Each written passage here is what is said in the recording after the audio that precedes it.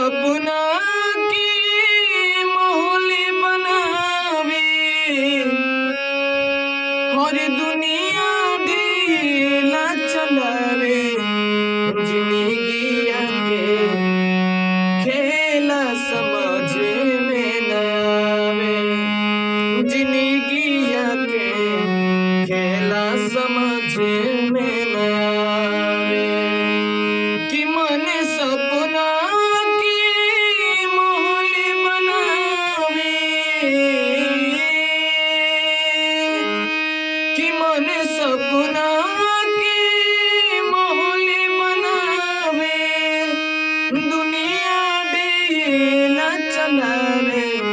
जिंदगिया के खेला समझ में न आवे जिंदगिया के खेला समझ में न आवे हो कि जब जब दिन बिगाड़े पर होला कि केहू रोक न पावे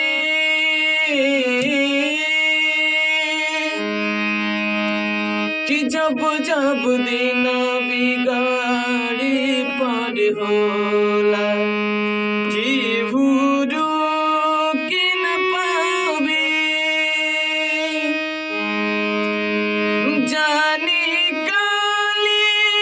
खोल किस्मत में जाने काली खोल किस्मत में हरी न पता चल पावे जिंदगिया के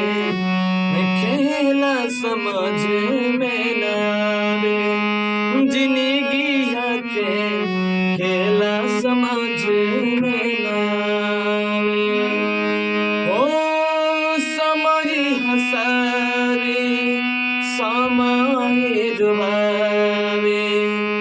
समय ही नाच नचावे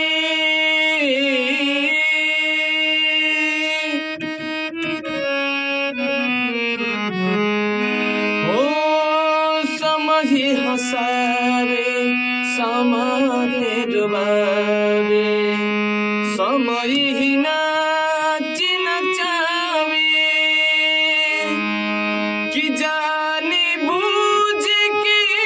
कोनो माली